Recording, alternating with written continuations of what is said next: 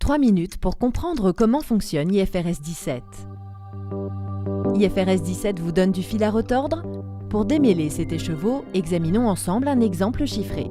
Nous ferons ainsi apparaître comment, dans ce cas simplifié, l'analyse des variations du passif d'assurance permet de bâtir le compte de résultat. À la souscription du contrat, le passif d'assurance se compose sous IFRS 17 du Best Estimate, de l'ajustement pour risque et de la marge de service contractuelle ou CSM. Prenons comme exemple un portefeuille de contrat qui couvre un risque d'assurance pendant 3 ans. Les primes encaissées sont de 900, les sinistres estimés à 200 chaque année, l'ajustement pour risque est valorisé à 120.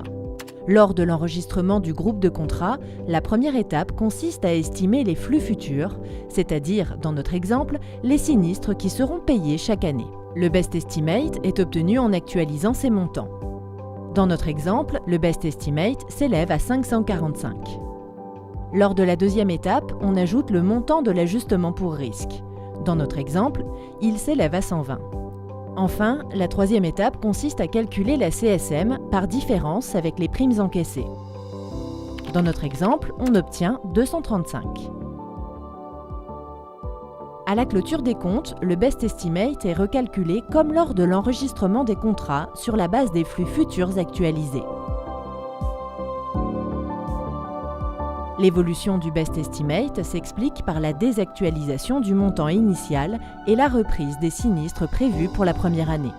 Puis, on ajoute le montant réévalué de l'ajustement pour risque.